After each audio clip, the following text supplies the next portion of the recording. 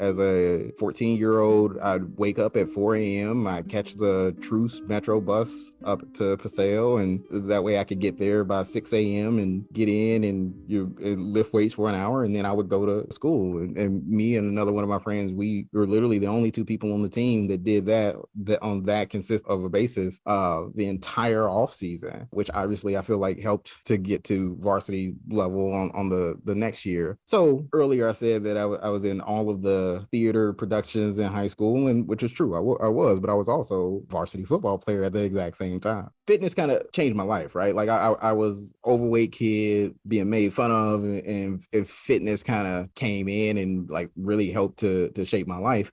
In a corporate world where all employees have great leaders with no egos that create fun cultures where people can do their best work, the employees and companies thrive while doing great things for the customers, themselves, and each other.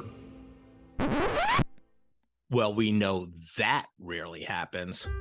I'm Jeff Palacio. I have been a leader for over 40 years for every t-shirt size company, from small 16 employees to extra large over 1 million. Please join me while I interview outstanding leaders that will share stories of great leadership and not so great. It will help you become a better leader while poking fun about all the crazy shit that happens in corporate America.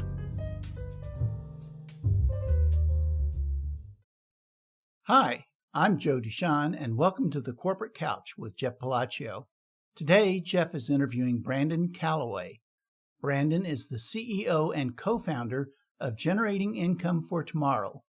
As someone who grew up in the urban core of Kansas City, he has long been committed to finding ways to create transformative change in the areas of the city that needs it the most for residents that reside there. Brandon has spent the last 10 years of his career in the business and nonprofit sectors, and he uses the combined experiences of those two worlds to drive the work happening at G.I.F.T and to have a direct impact on closing Kansas City's racial wealth gap. By day, Brandon is the CEO and co-founder of Generating Income for Tomorrow, a nonprofit trying to have a direct impact on closing Kansas City's racial wealth gap by giving grants and technical assistance to Black businesses. When he's not doing that, he's a husband, father, and the founder of Darkmoon Comics. Brandon is the writer and creator of many titles of Darkmoon Comics, including Black Spartans, Reign of Chaos, Michael, and more. You can find out more about Brandon by visiting kansascitygift.org. Let's listen as Jeff talks to Brandon. Brandon, welcome to the Corporate Couch. Hey, thanks for having me, Jeff. You're the second guest that I've interviewed so far that I've actually worked with, although I know it was a brief time, but we'll get into that a little later. Yeah, I'm excited to have you. You're doing some great things for the Kansas City community. It's just, it's an honor to have worked with you and know you. Thank you. So let's chat about, I'd like to go back to our formative years when we're growing up. You know, when you were growing up as a kid, what did you want to be when you became an adult? What was your kind of dream? The job that I wanted to have was a Hollywood actor. And so I remember I was 3 years old and I was sitting in front of the TV, and I used to think that when you watch TV, the people on TV were just like little people inside of this box, and like you change the channel and they just ran off and they changed stuff and then came back, and like that they lived in the TV. And when I found out that like they're just actual people that are, somewhere really far away and that are recording this, and it's just being shown on the TV, and that, that like it wasn't this different world of people living in this box. It was, my world. Right. Like, oh, I could be on TV. And so, and so 3 years old, thought about wanting to become a Hollywood actor.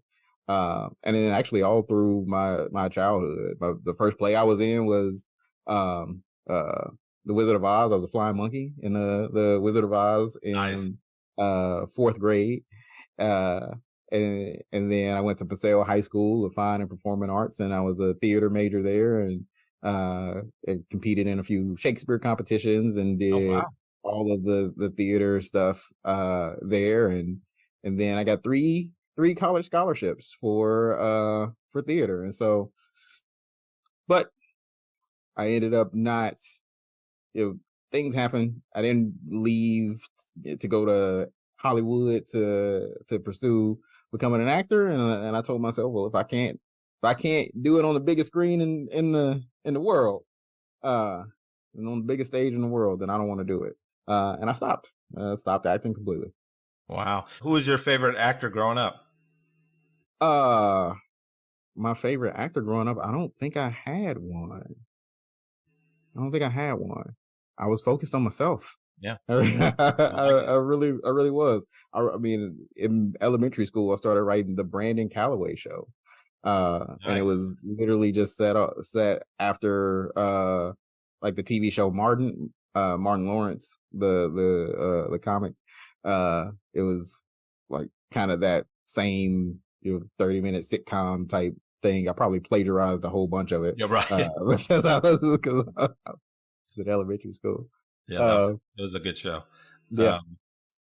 Yeah. So you and I worked together at United Way, Greater Kansas City. Right.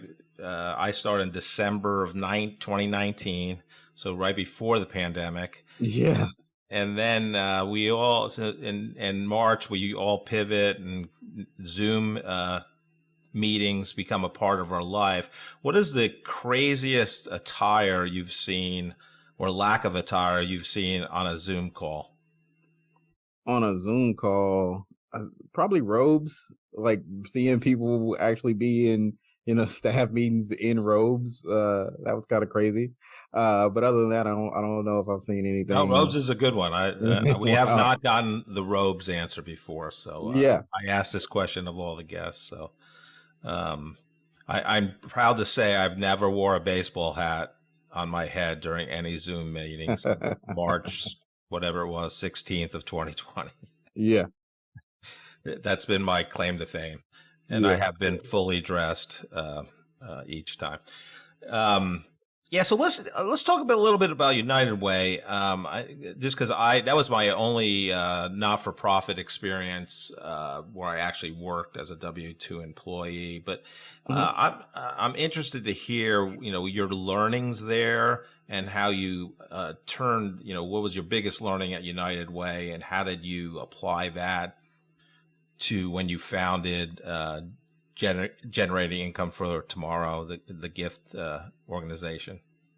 Yeah. I think my biggest learning at United Way. So it was kind of a unique situation in that when I took on the position, so I was a manager of volunteer and donor engagement, and the person that had the position before me obviously left, and then they moved the position from our community impact department over to our fundraising department, and so a lot of the stuff had changed, and the people that I reported to, nobody had experience in volunteer management.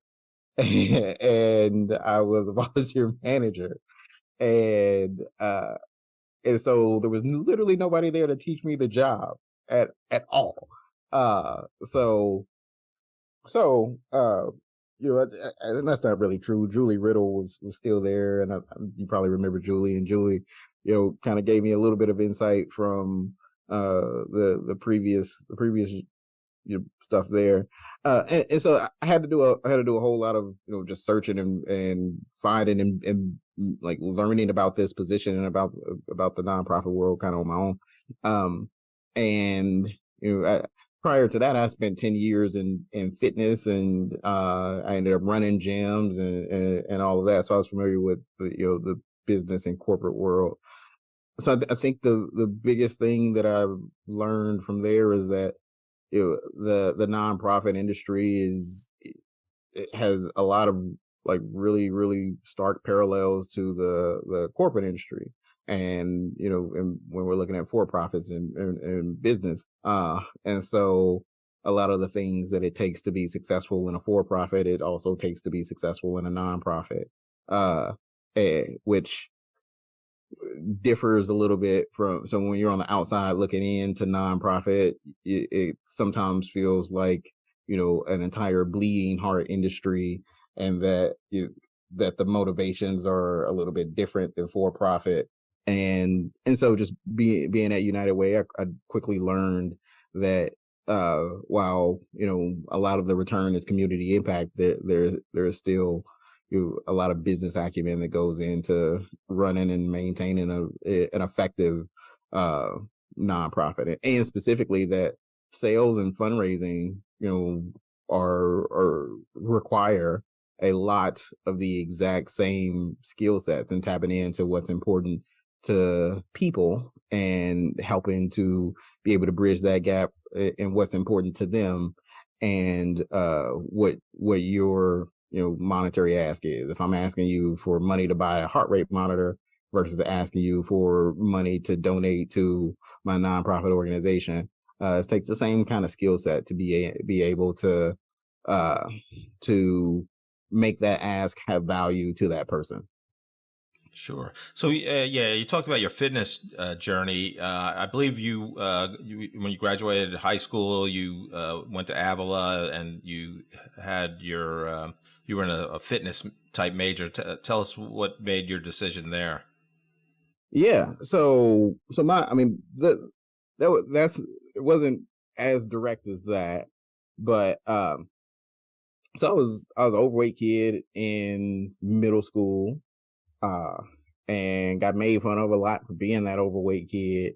And then when I got into high school, one of my best friends wanted me to, join the football team. And so, I did. I joined the football team, and then I was about to quit the football team, and he convinced me not to quit. And the coaches even said at the end of the year, they said they had no faith that I would make it through the first season of freshman football. And I ended up, if you know anything about football and about positions, I ended up being the middle linebacker for our freshman team, and so I was a captain of our defense. And then my sophomore year, I was a starting outside linebacker for our varsity football team. And so after the end of that freshman football season, there's obviously all these other sports, and I was like, well, I'm not playing basketball. As a football player, I thought I was above playing basketball, and so all I did was go to we had a weight room.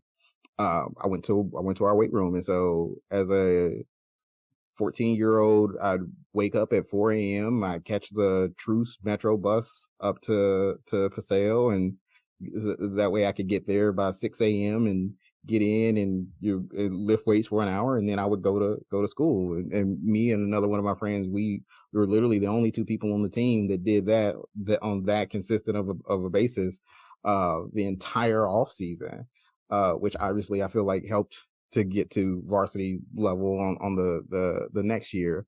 And so earlier I said that I was in all of the theater productions in high school, and which is true. I was, but I was also, a varsity football player at the exact same time. Yeah, you're like a Renaissance person. You're not many, just starting outside linebacker their sophomore year on varsity, and have the one of the leads, I'm sure, in the plays. So that's phenomenal.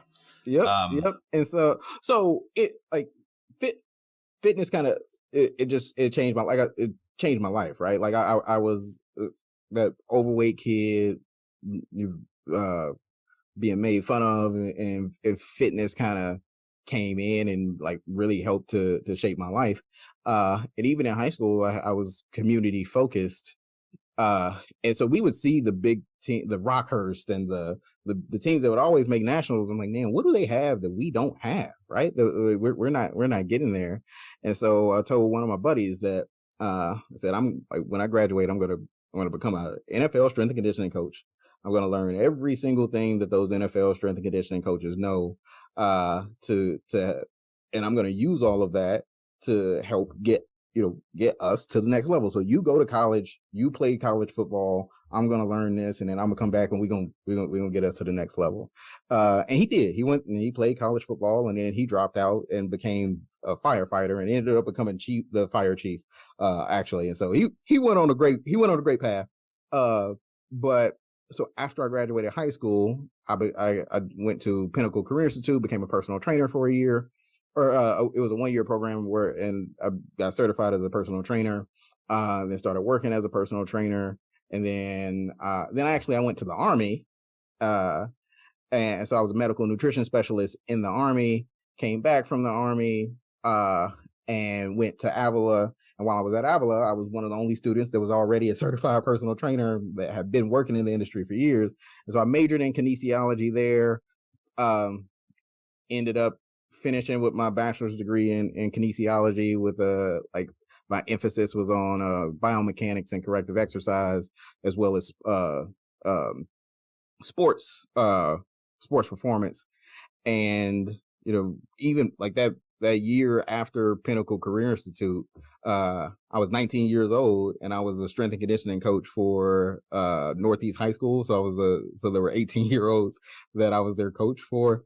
Wow. And I obviously didn't tell them how old I was, but so fitness had always been a big part of my life, coming from just high school football and getting into the weight room and seeing how it had the ability to impact the community by creating some access to higher education that a lot of my friends didn't have.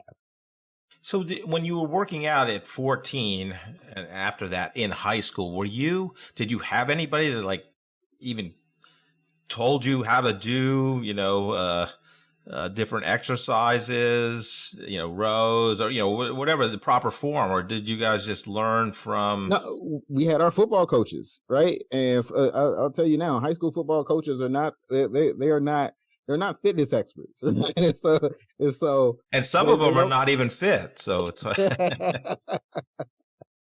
yeah. So I mean, we had our high school football coaches, and they showed us how to do bench, how to do squat. Everybody thinks they know how to do a bicep curl, so we were doing a whole bunch of bicep curls, and then you get certified and you'll get the degree in it and learn about the movement and realize a lot of stuff that you were doing wrong and some of the stuff you were lucky to be doing right. Okay, so then you have this career, and I think on Randy Powell's podcast, you said you had 40 jobs, so you may be the only guest. Oh, yeah. You had 40 jobs? I have. You may be the only guest that have had more jobs than I have. So, and you're a lot younger than me. So that's kudos to you. But I mean, obviously a ton of learning. But then you kind of pivot. You're in this fitness, trying to help people's lives, right? You want to impact them, right, with their health. Mm-hmm. And then what made you pivot I believe you left the fitness industry, at least full time, to go to United Way. But yep. What was the turning point? Yeah. So the 40 jobs I've had, I mean, I've always been a worker, right? Like, I woke up at 4 a.m. when I was 14 years old to catch the metro to the school to lift weights. So I've always been a worker, and I've always had either 2 to 3 jobs at a time. But when I got into fitness, my whole reason for working being 19 years old as a strength and conditioning coach for a high school football team, was to fulfill the promise that I made to my friend. He was already a firefighter, but I hadn't forgot. Like I said I was going to learn all that stuff and help young Black kids in the inner city get access to college scholarships, not so they can go to the NFL, but so that they can get access to higher education. And so that was my primary goal in getting into fitness. And at 19 we actually did that. We got a few students some college scholarships, and one of them is an engineer now, right? And he got a full ride scholarship. That's great. But then I had to make money as a trainer, and so in the fitness industry, it means that I got further and further away from the community that I was trying to serve, and I ended up At one point in time, I was a trainer that was charging $100 an hour to, sit down and train with me.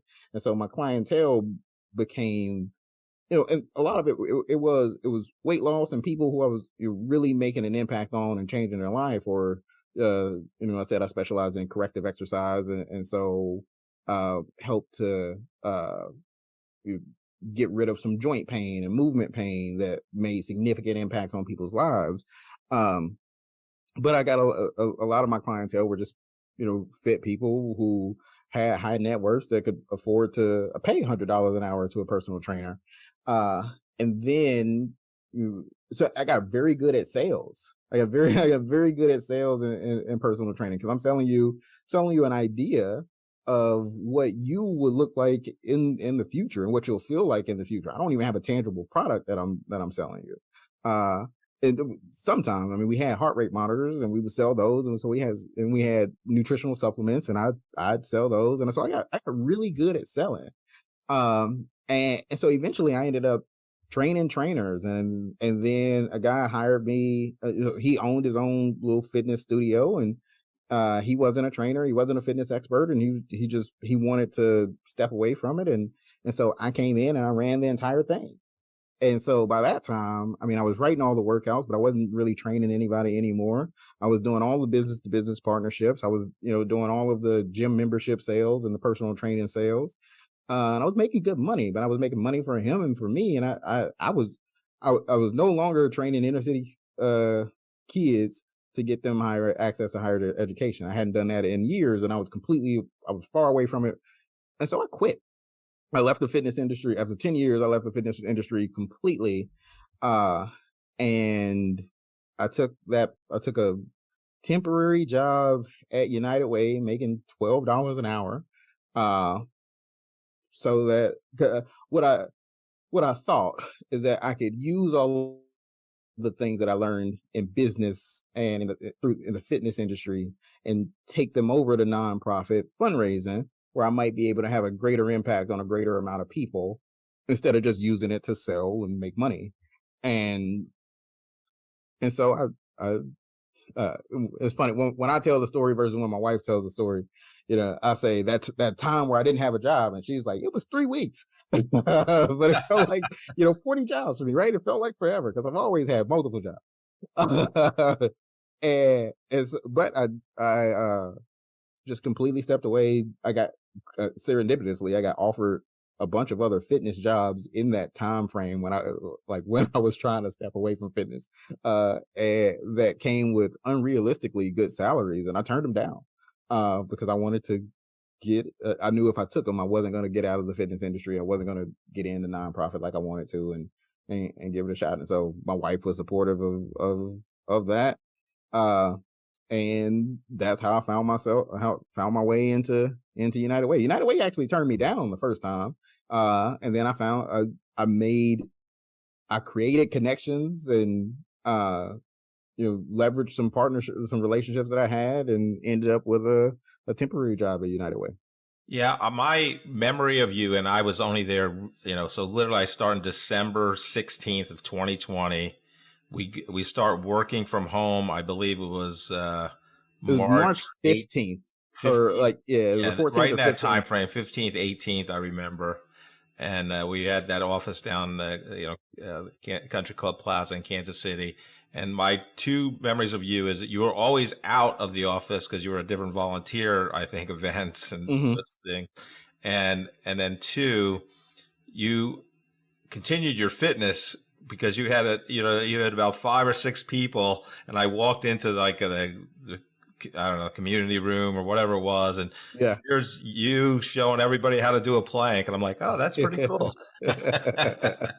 So you still kept those fitness roots. So we had there was a little group of us. So as soon as they found out that, because at that time I had literally, I just came from fitness, and so when they found that out, right, we did wall sits. Wall sits, it was like Aaron Galentine of marketing. I remember Aaron and a few other people. Yep. So 9 a.m. we did wall sits. 3 p.m. we did planks. Every day. Small little group of us. Yeah, that was good. So we're, talking about the pandemic. So you get this idea of G.I.F.T during the pandemic. So walk everybody through that, especially, the people you're serving and why you're serving them. Yeah. So G.I.F.T, generating income for tomorrow.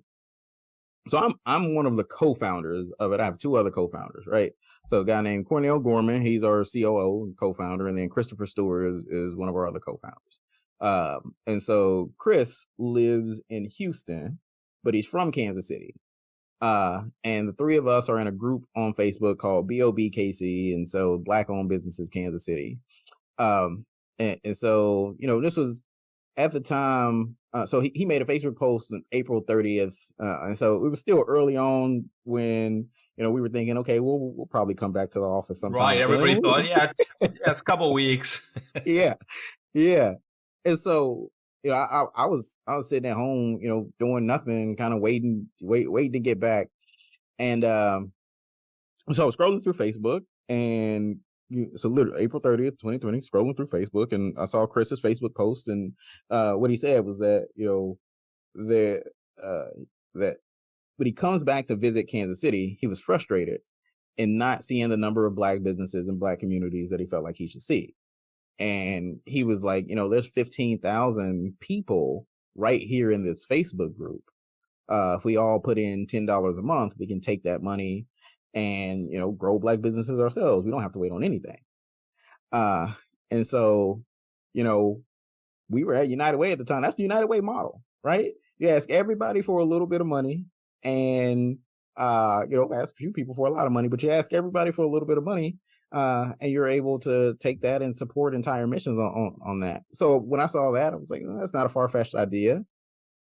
I grew up on the east side of Kansas City. Like I said, really focusing on, like, that first fitness job was all about how do I use my skill set to better the community, and my skill set was fitness. And so how do I use that?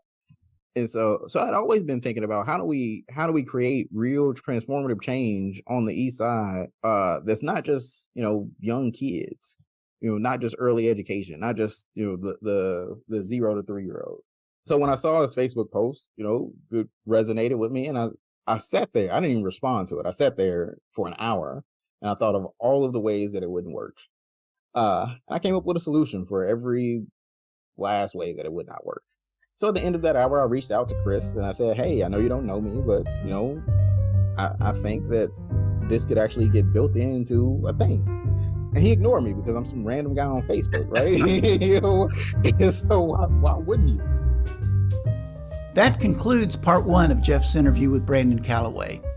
Be sure to listen to part 2 as Brandon continues his story on how he created generating income for tomorrow, here on the Corporate Couch.